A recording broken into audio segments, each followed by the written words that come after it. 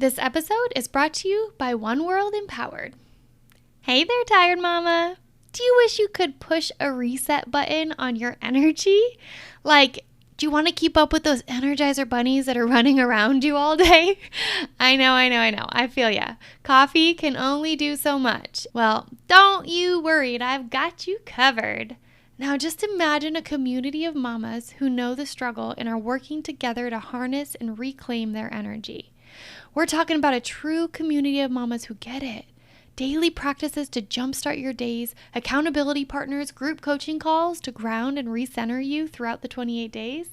Does this sound like the exact dose of medicine you need in order to feel 100% again? If so, this program is exactly what you need if you want to be more present with your kiddos, if you think a new routine will help you maximize your time and you enjoy having an accountability partner to help you with developing that new routine and those new habits, if you'd like to increase your patience and energy all while reducing your stress and anxiety, and if you think it would be amazing to have an understanding community of mamas who get it and are on the same path towards healing. Mama, today is the day you choose you and level up.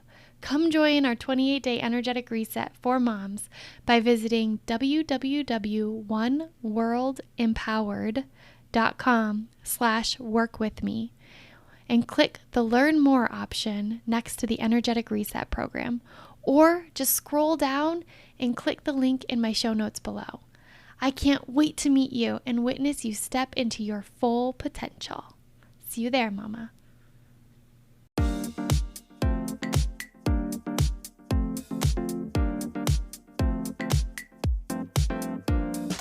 You're listening to the Empowered to Heal podcast. I'm your host, Dina T, and I'm so excited to take you on a journey through stories of everyday experts as we share the ways we've harnessed the power inside us to improve the quality of our lives and the health of our minds. We're so excited to have you here with us and hope you feel inspired and empowered to heal.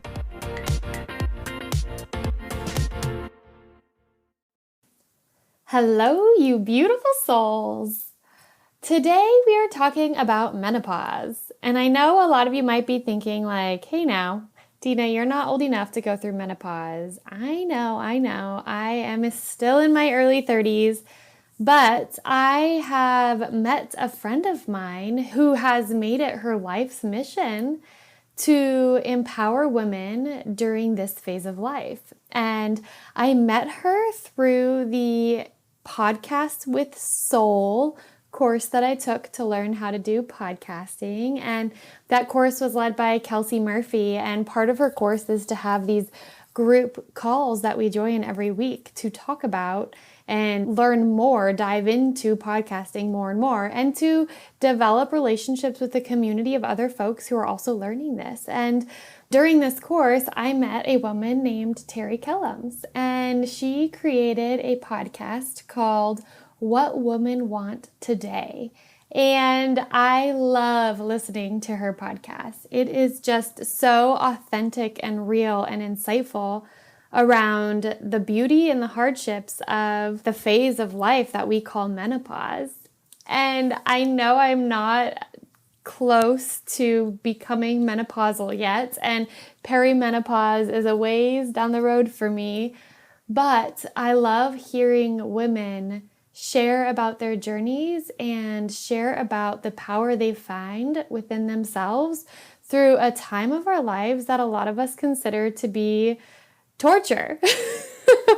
I'm just going to put it really plain and simple. Most people, when they talk about menopause, they talk about it like it's torture.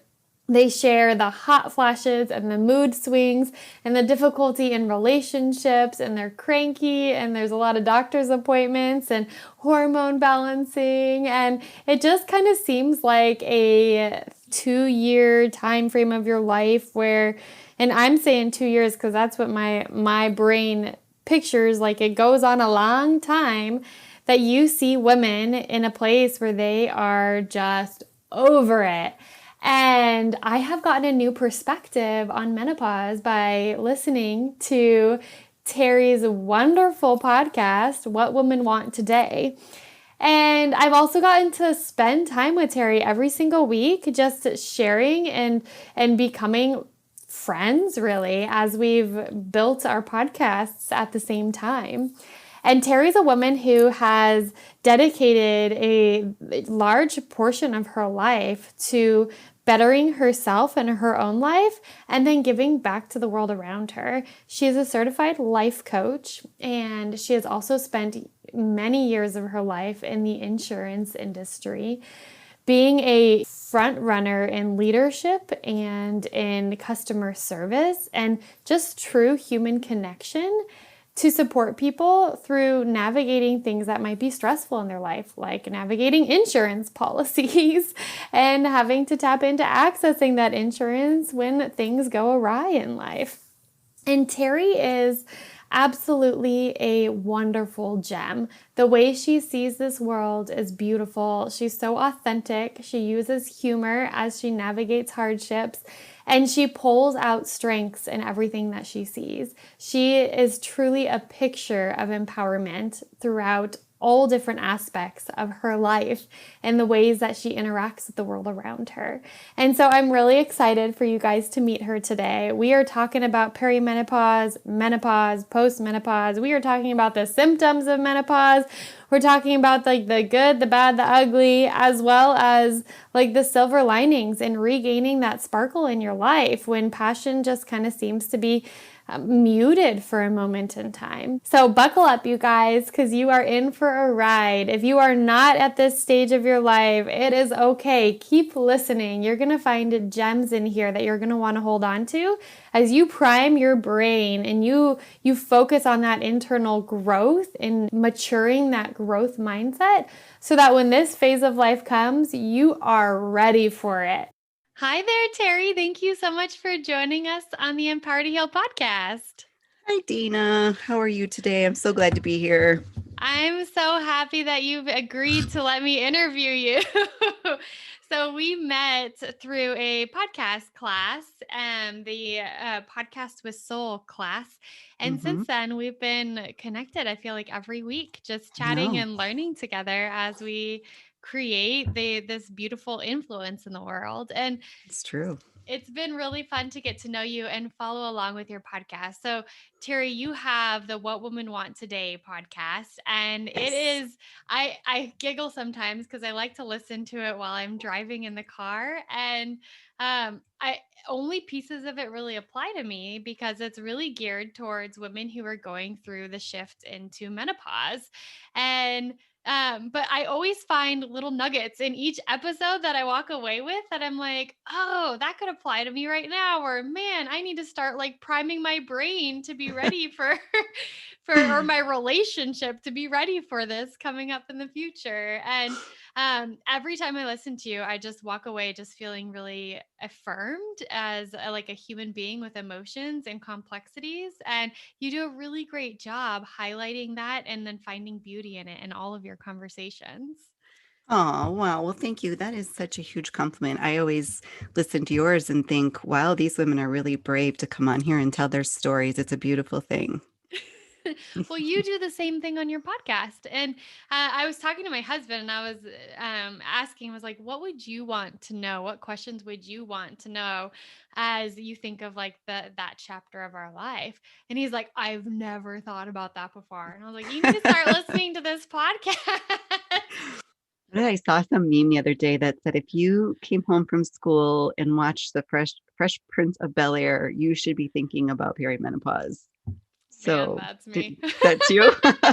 I sent it to my daughter because I have three older daughters. They're all in their 30s. And, it can hit you 10 years prior to the actual day of menopause, which this is really funny too, because I recently learned that menopause is only actually one day.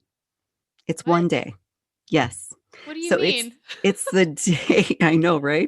It's the day that you hit your 365th day without a period. That's That's one day.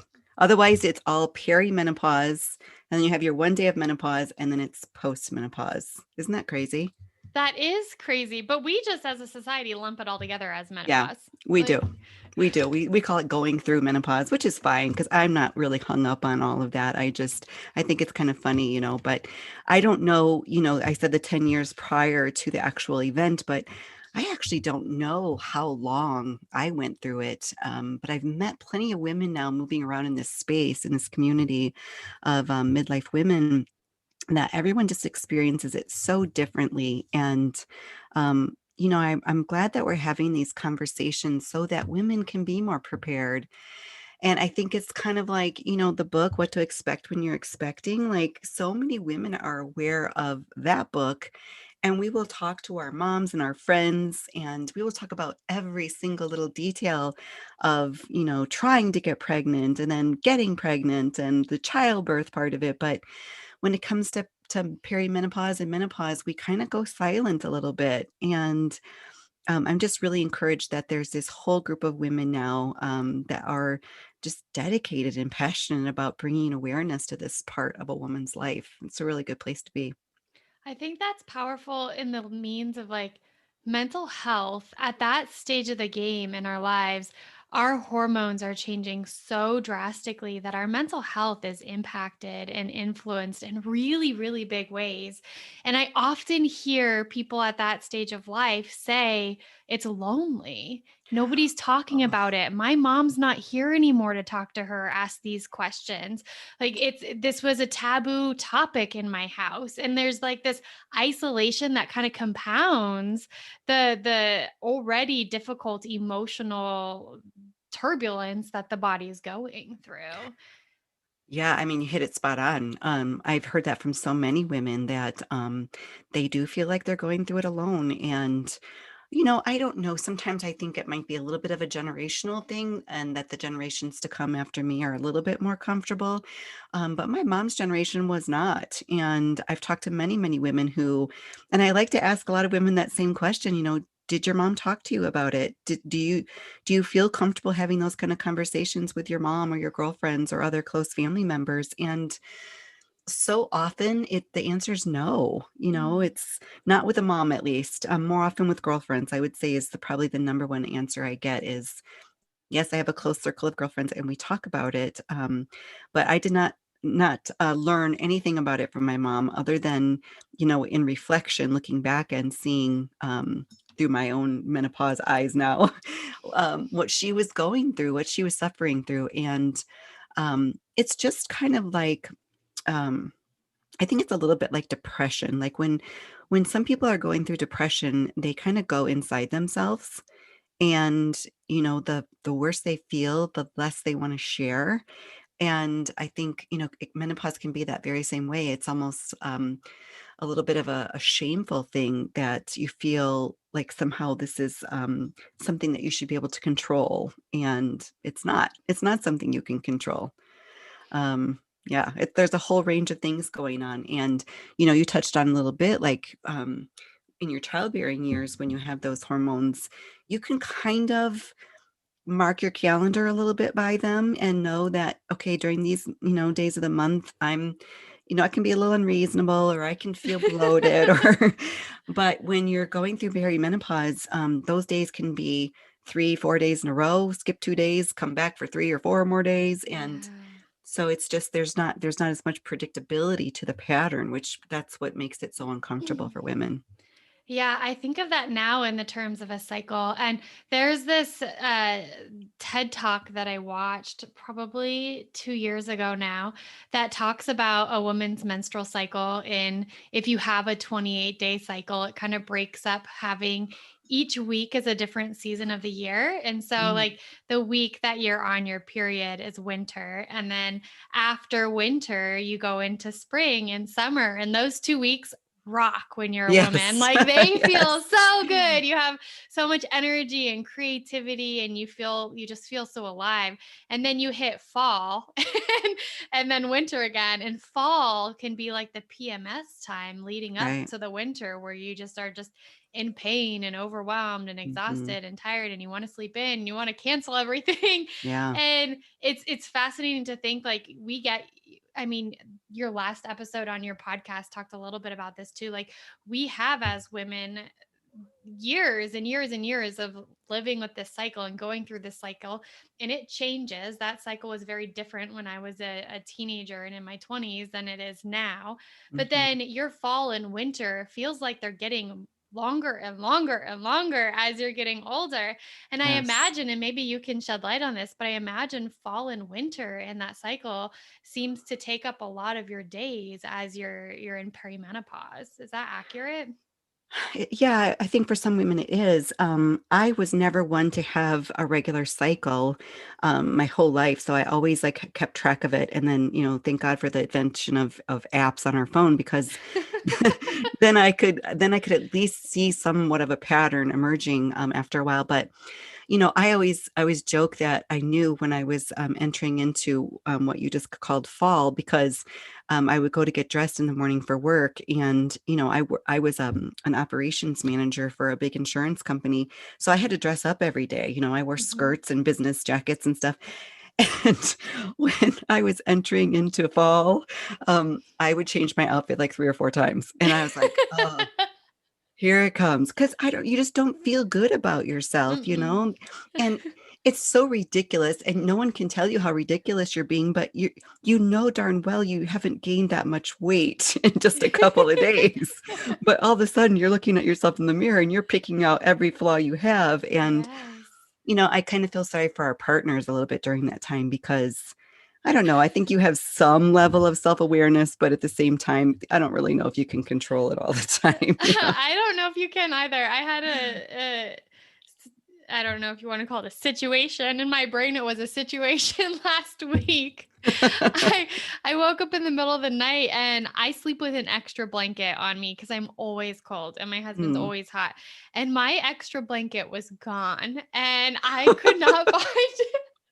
And in my brain for like however long I stewed on it in the middle of the night, I was convinced my husband stole my blanket because he was hot and he and that he hid it somewhere. Oh I gosh, was that's so funny. angry. And I woke Oh. up in the morning and the sun's up and there's my blanket like balled up in a ball. Like I was like, Dina, you let that get to you for like an hour in the middle of the night and it's right there. But my Oh, emotions, like sometimes you just look, like you see three things through angst and you look for yeah. a reason to understand that angst. And Yeah. I mean, I think we all experience that as humans. Hmm. But I imagine when our hormones are changing like that, that's to the nth degree. Oh, for sure, for sure. And I think the only thing that perimenopause did bring for me is much more of a regular cycle. But what I've heard from some women is, and this didn't happen to me, thank God, but I've heard that their periods become much longer. Like they can stretch out and they can last for like 2 weeks. Mm, And I remember I had this friend, I was probably about 30 because my youngest daughter had just been born. And she was going through it. And I remember everything always is so much clearer in retrospect, right? But like her face would just start flushing from her neck, her chest, her neck, all the way up through the top of her face. And she was struggling with it, but we didn't really acknowledge it. Everybody just sort of pretended like it wasn't happening. And then one day, poor lady, one day she came in for the day. She was frazzled, running late, and she just shared with us, I'm just having a rough day, whatever. Well, by the end of the well, probably the middle of the day, before the end of the day, her her flow had gotten so heavy that she had gone through her tampon, her pad, and it soaked her entire chair, and she was mortified. Now, can you oh imagine no. something like that happening to you in the workplace? So, I know some women really have it rough, and they do have those extended periods that last and last and last and last. And, Mhm. I've also heard the stories of women going like 200 and something days without one and then getting one again. And that's just defeating. That's just so defeating because Yeah. you're thinking, I'm nearing the finish line, I'm nearing the finish line. And then the finish line starts way back at day one again. So yeah. Wow. And tell me a little bit. So when you hit menopause and you're in postmenopause at that Hmm. point, I guess the next day, as you put it The earlier. day after. What are your hormones doing in postmenopause? Like, what can we kind of prepare for or understand once you hit that quote unquote finish line? What happens? I wondered that for a long time too. And I have to say, nothing happens. It's very anticlimactic. Like, I do bioidentical hormone therapy. It's where they take these pellets and they insert them into your hip. You get it done about every 3 months. They do the estrogen and testosterone. They manage your levels by keeping track of your blood work, and then you do progesterone through a compounding pharmacy in the form of a capsule. But I know there are also creams. But I still do those. And it's getting very close right now to the time I'm going to be getting them done. I think I'm like 2 weeks away or something. And I can already tell because I don't get very many hot flashes or night sweats anymore. I don't have a ton of symptoms. But when I'm getting closer to that end of the 3 month cycle, when it's almost time to get my pellets again, I notice some symptoms coming back. Well, one of the worst ones for me, I have to tell you, is I'm so hot. And I know people are thinking, you live in Arizona, of course you're hot. But no, it's a new level of hot that I've never experienced before. You were saying that you're always cold.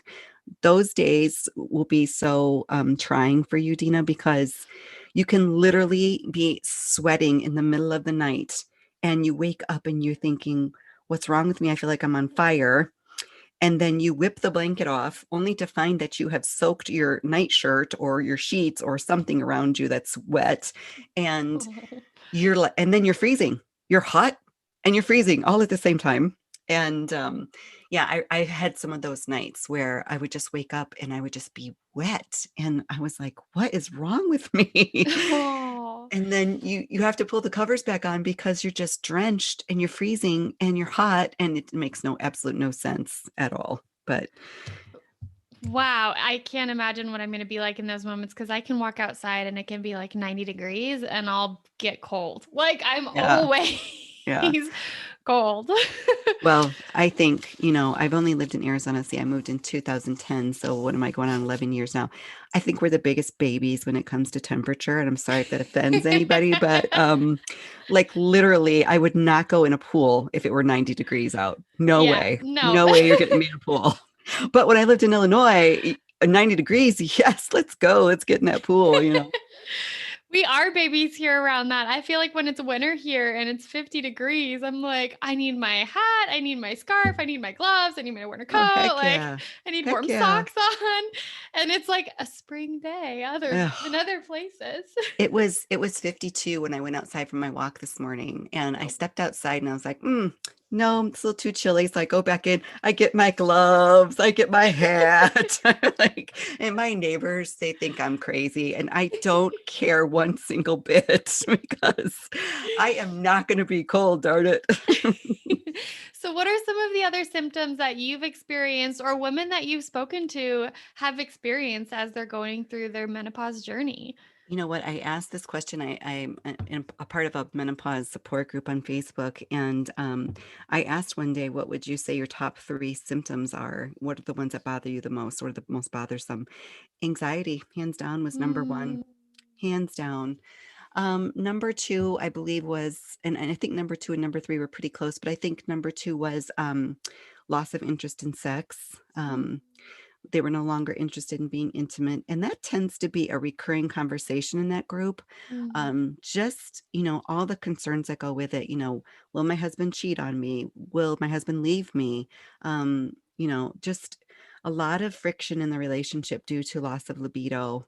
mm, um, and third, just your body just kind of aches. Like, there always seems to be some kind of ache or pain that goes along with it. And if you're somebody who, really isn't used to that, like if you're someone who's been active and exercise regularly, and that's me, I'm raising my hand over here, just suddenly have that be interrupted by your body not wanting to cooperate with what you love to do.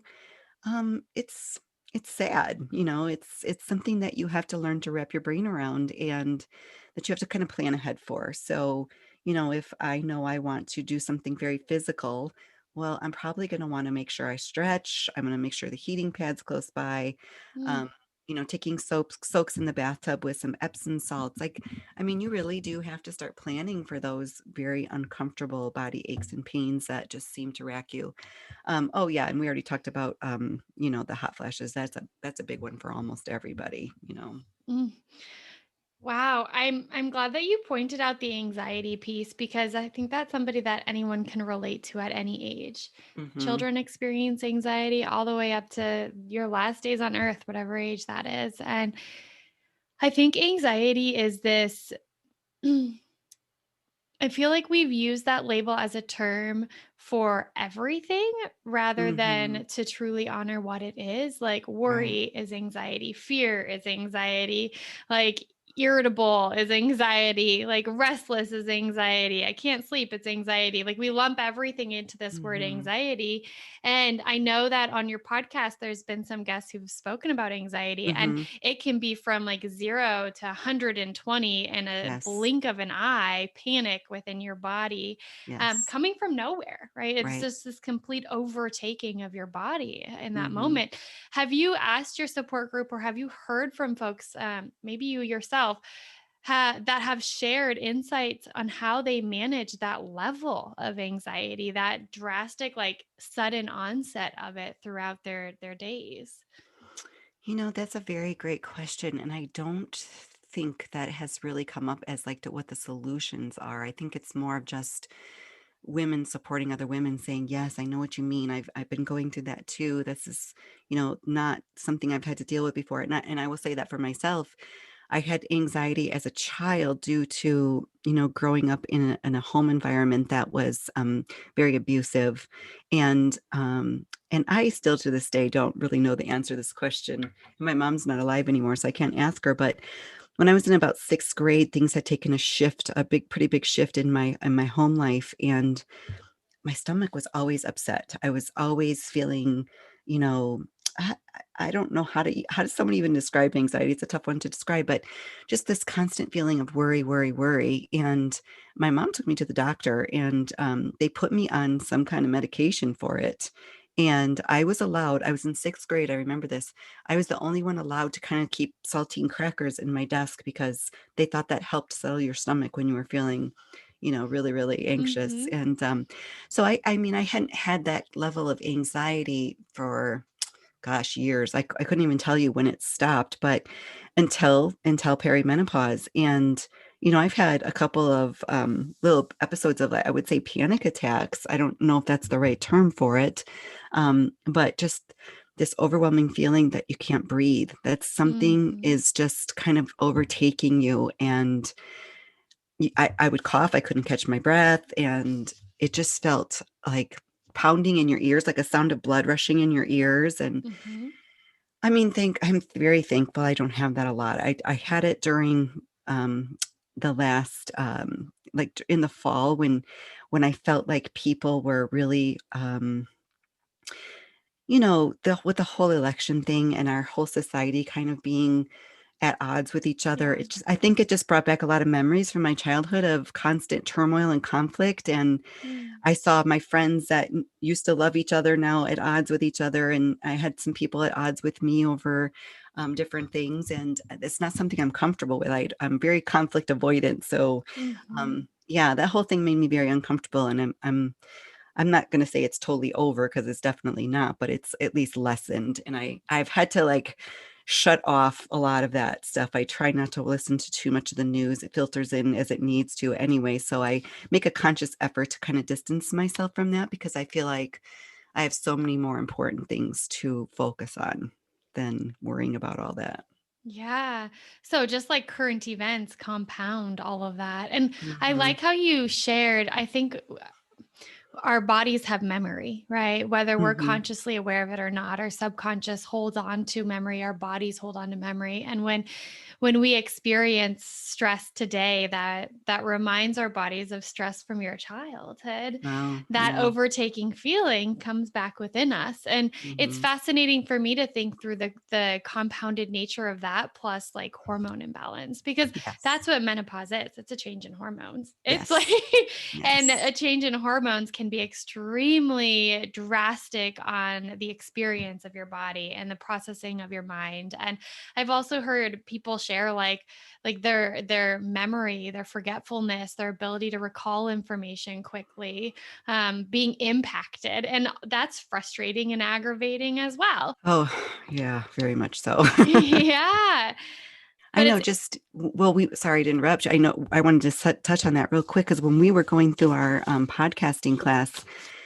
you know, I think that the reason I came out of an abusive family life was because I turned towards something.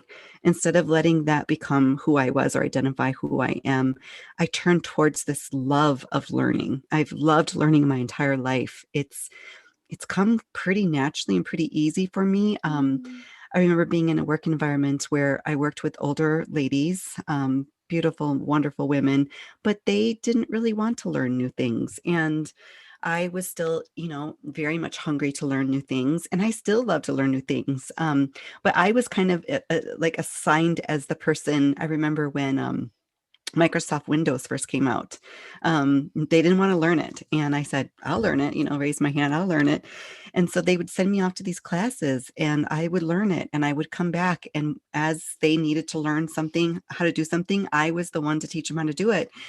So, fast forward all these years, there's a lot of technical stuff that goes along with podcasting. And I was feeling so overwhelmed, which I've noticed is something that happens to me a lot easier these days, is that feeling of overwhelm that I didn't experience before. Before it would have been like, oh, you know what? This is a challenge. I take this challenge.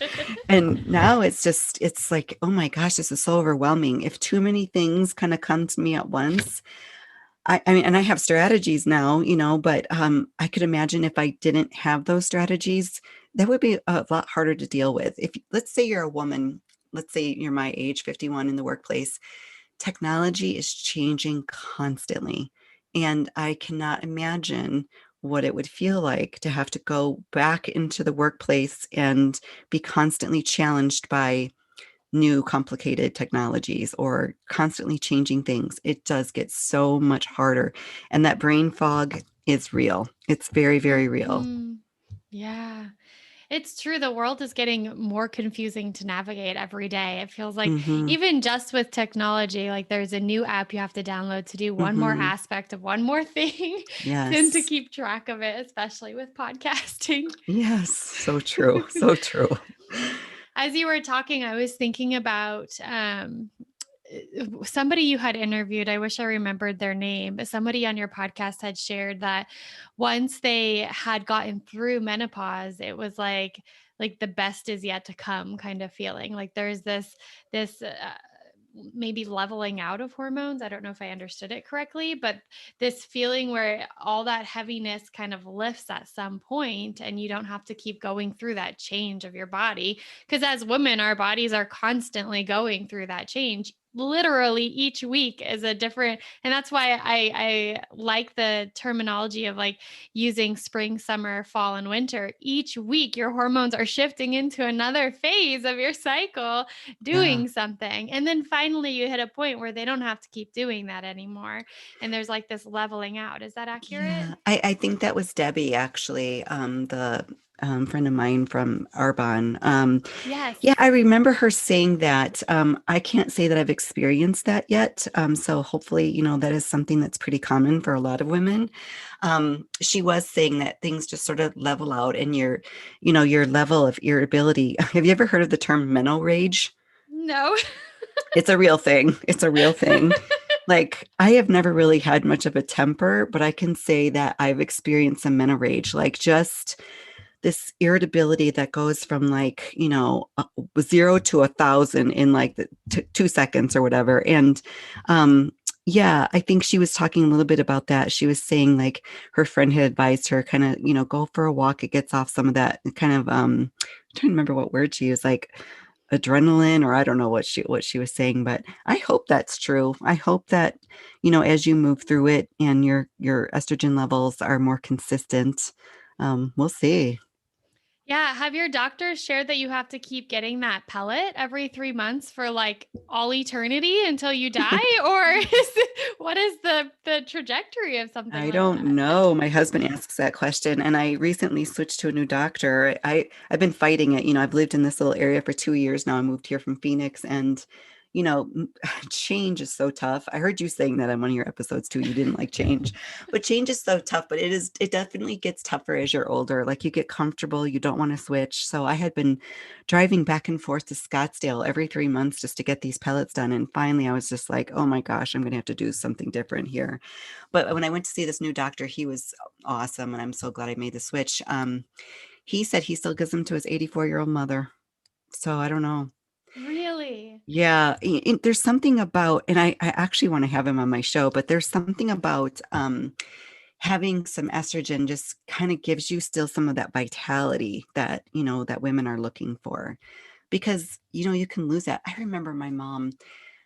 Oh, I don't like to talk ill about her, but she used to sit in front of the TV and watch Lifetime television for like hours, and it frustrated me so much because most of those stories are sad, and I feel like if you're already sad, why do you want to sit there and watch hours and hours of it? But she had lost that zest, like that sparkle, and that's what I want to help women find if they've already lost it, or maybe they're just sort of moved away from it a little bit and they want to get back to it, is finding your purpose and your passions again. I mean, there are so many positive things to this part of your life. And I've said this on the podcast before. You can look at your life and go, oh my gosh, I'm middle aged. My kids are grown. What is my purpose? Why am I here? What am I useful for? Because society wants to, paint this picture that women are only useful when they're youthful. That's a mouthful. That either you're childbearing or you're young and thin and beautiful. And I don't think that's necessarily true. I think there's a lot of things that women my age have to offer. And I want to help women feel like, this part of their life can be the best part yet. That's what attracts me so much to your podcast is that how empowering it is for women at that stage of life. And I think it was your episode from last week or the week before, you had a guest on that does makeup and like skincare. Debbie. And I so appreciated that she was sharing like your skin gets so much, maybe it was just hers, but it was much more dry and dehydrated and Mm-hmm. like nourishing the skin, and thinking of how you nourish the skin and the type of makeup you wear, like wearing cream based makeup instead of foundation, and how she found this line in her work where it started out like her trying to figure out what worked for her, and she made it into a job of, Yeah. no, man, women need to feel beautiful at this Yeah. age. And I think you mentioned to me when you and I were talking the other week about how like just because you're getting older or the size of your body's changing, you're gaining weight because that's what your hormones are doing at that stage, and it's normal for people at that age to gain some weight. And that shift and change in your body, the shift and change in your emotions, the shift and change in your skin, none of that makes you less beautiful. None Yeah. of that impacts your worth. But as women and as a society that we live in, everything tells us that our beauty is based on a standard. I was at Right. Target recently, and if you walk down any of the aisles in Target, I love that they have some mannequins that are wearing like, or that are different sizes now. I appreciate that. But when Mm-hmm. you're walking through there, everything is still targeted for a specific type of beautiful, right? Yeah, that's true. It's not targeted for every single woman or person to kind of find their own sparkle, as you said, their Yeah. own Yeah. passion and beauty. And I really appreciate that you've made it your mission to say, okay, we're all going through this. And you've Mm-hmm. seen how it can look in a really scary, overwhelming lens with your mom. And Mm-hmm. you've seen through your own life that you can find power in it. And you're creating this platform to empower women on on their path through menopause, to not feel like they're just like sole definition stamped on their forehead, right? Like Right. menopausal. Yeah. Yeah, that was Jennifer, the Lemonade Connection on Instagram. Yeah, Mhm. she's amazing. She gives so many great tips on makeup application. She's always sharing, and it's not just stuff she sells. I mean, she's on there talking about everyday things you can find, at Ulta or whatever. But she's very passionate, and her and I become friends, and she's just a joy. She's a joy. But you will love my guest next week, Dr. Jen Salib Huber. She is talking about diet culture. You're gonna love that one. Mm. So yeah, she talks about intuitive eating. We have a great conversation. She's such a wealth of knowledge. That is going to be a great episode. I can't wait for everyone to hear that one. I like the thought of intuitive eating versus like dieting, right? So Yeah. diet culture is so toxic for Yeah. our thoughts and for our how we view ourselves, for our self-love and acceptance. And Yeah. intuitive eating is about understanding yourself, right? And understanding Hmm. how things make you feel and what makes you Right. feel the best, and in an emotional sense and in a physical sense too. Yeah. Well, I think one of the struggles for me, so I had lost like, I don't know, like 55 pounds. I never, being from the Midwest, I will say this, like, you spend so much of your life in sweatpants and stuff hiding your body because it's so darn cold there for so many months out of the year. And then you move to Arizona, and now I was, gosh, was I 41, I think, when I moved? No, 40. I was 40 when I moved to Arizona. The first time in my whole life I became so aware of my body. At 40 years Mm, old, I never was one to really diet. I wasn't a dieter. I like to look nice. I'm a very girly girl. But I was never so aware of my body as when I moved to Arizona because we spend so much time with skin exposed. We can it's be in the true. pool, we can be out hiking, we can do all these things outdoors. And I'd gone through a very stressful divorce and started noticing that the weight was just coming off. I'm not a stress eater. I can't eat when I'm stressed. And then it became an intentional thing. All of a sudden I was like, wait, this is kind of nice. I've never been this Mm, thin before. And so then it became an intentional thing. And I can see how women could get carried away with it because there were a lot of moving parts in my life at this time. Like I, became a single mom. I took on a really stressful job. I was traveling for work and just all this stuff all happening at the same time. Food was something I could control. I mm, felt like if I stepped on that scale and I saw it move a couple pounds, I could just restrict my food or I could exercise more and mm. I could control that scale. And that could be a pretty scary path for someone to go down. Fortunately, it didn't last very long because as the stress sort of started dissipating and I learned to deal with it better, it wasn't such a big thing. And then the year that I was on my final journey to the big day, the big menopause day, we'd gone on a trip and we came back, and I'm a pretty like, oh, what would you call it? Like someone who eats like the same things almost all the time. I Yeah, don't me vary too too. much. So I'm a pretty routine eater. And we had gone on a trip and I don't know, I had indulged on a couple of things, but nothing major. And I came back and I had gained like 7 pounds over the weekend. Mm, And I was like, what the heck is that all about? mm, So I think it was the first time in a long time where I said in my head, I said to myself, oh, well, I'll just do this and I'll just do that. And those pounds will drop back up. Well, they didn't.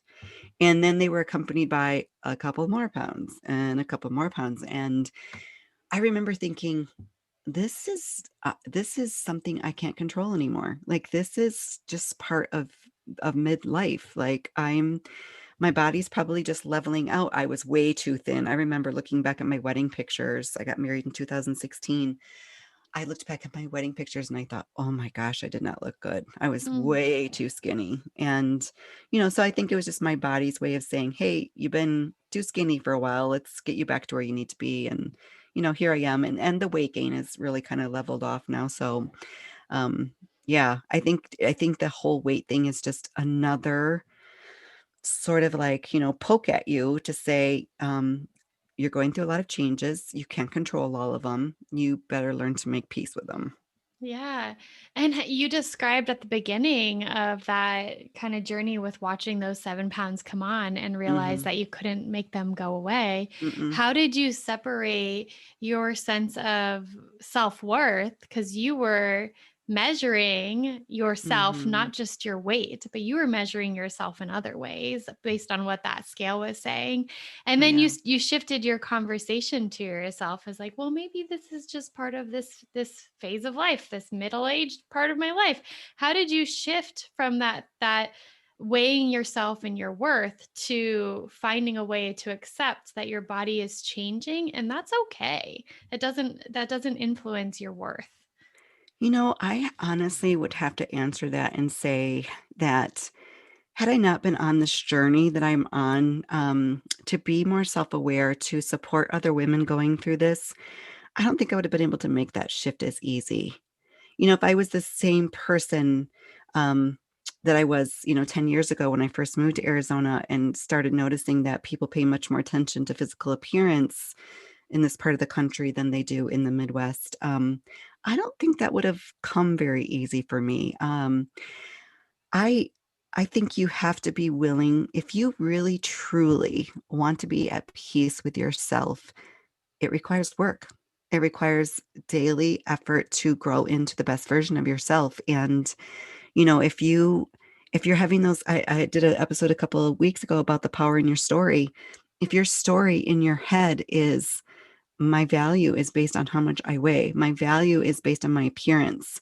My husband only loves me because I'm thin or I'm beautiful or I'm young or I'm this or I'm that. That's a story that you're not going to want to keep telling yourself. You need Mhm. to you need to do some self-work, and I don't like to make light of that. Those things don't come easy, and you have to be pretty motivated to, give yourself a new story, write yourself some new lines, some new scenes. Um, but if you can master your story, you will be at so much more peace in your life. Mm. I appreciate how you put that. It made me think of something that I've learned to do is what I'm saying to myself. Would I say that to little Dina? Would I Oh, say that to a little picture of myself at the age of 5 or 6? Would I say those same words to little Dina? And if mm, not, then don't say them to yourself yeah. because you're Oh, the same person. yeah, I like to say that you talk to yourself more than anyone else. So you Mhm. constantly have a story going on in your head, right? It's a dialogue all day long. So why not be the kindest to yourself? I believe in being kind to everybody, but why not start with yourself? Mhm. Be kind with the Absolutely. things that you say. Yeah, if you start with yourself, you're going to also start like your perception changes of everything going Hmm. on around you.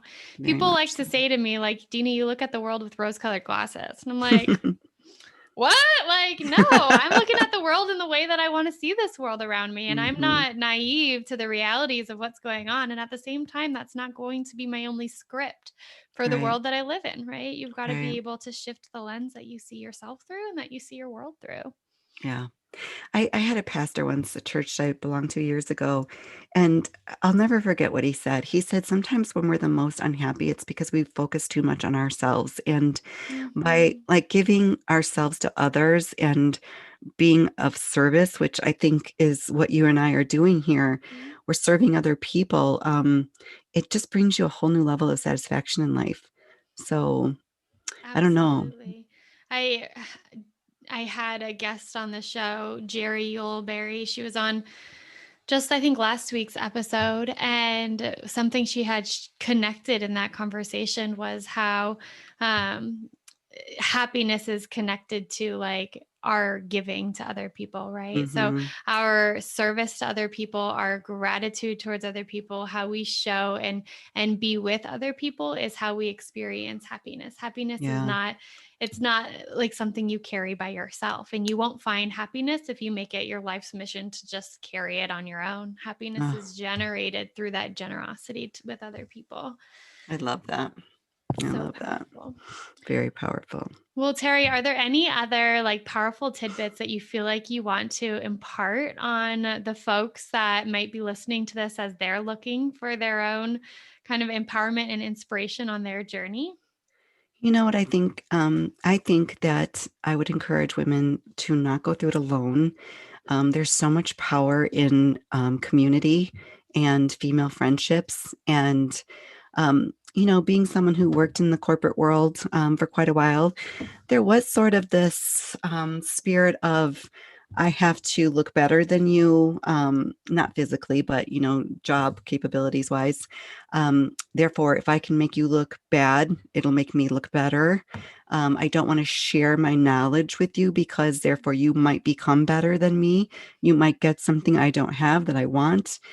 And I would like to just break that down. And I would like to see more women embracing each other and, Mm. lifting each other up and building each other up and, just leaning on each other. There is so much power in being in a community with other like-minded women. And I would say if you don't have one currently, make it part of your mission to find one because I find that years ago I was in a book club with some amazing women and at the end of the day, like when you let your guard down and when you can be vulnerable, you'll find that a lot of women are looking for the same kind of connections that you are. Mhm. So don't be afraid. I used to say, wasn't it easier to make friends when you were in kindergarten and you just would walk up to someone that you thought you wanted to be friends with and say, "Hey, do you want to be my friend?" Um, I think people are still open to that. I think, you can make connections. We've all been in kind of in lockdown for a while and it's made people lonely. And I think people are more open to connecting on social media in ways that they never have been before. Um, so yeah, reach out, find something that interests you and I guarantee you there's a group on Facebook for it. And just start engaging with people and join my Facebook community. What Women Want Today is a private group. You can search for it.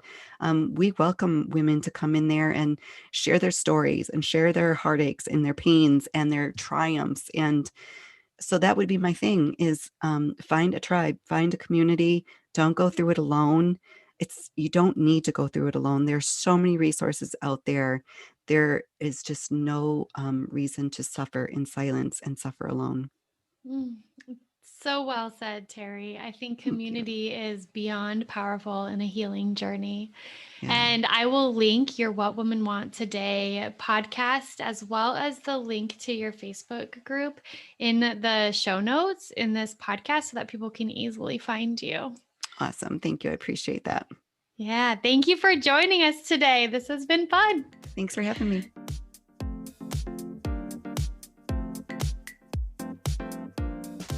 Thank you so, so much for tuning in today. I hope you are feeling inspired and empowered in your own healing journey. I know that many of you listening might be reflecting on your own stories that you may feel called to share. If so, please reach out to me at dinat@empowertoheal.com. That's DENAT@empower2heal.com. Or drop me a message through my Instagram handle at empower2heal. I would love to connect with you and learn about your journeys so that we can hopefully continue to spread these powerful life lessons on empowering ourselves to heal. My contacts will also be linked in the show notes below so that you can easily find me. We are so eager to start a movement in showcasing the many ways we can heal. And you can be part of this movement too by capturing images and tagging them #empower2heal on Instagram. We look forward to seeing all the ways that you are empowered to heal. I love you, beautiful souls, and thank you so, so much. Please be sure to subscribe, like, and review.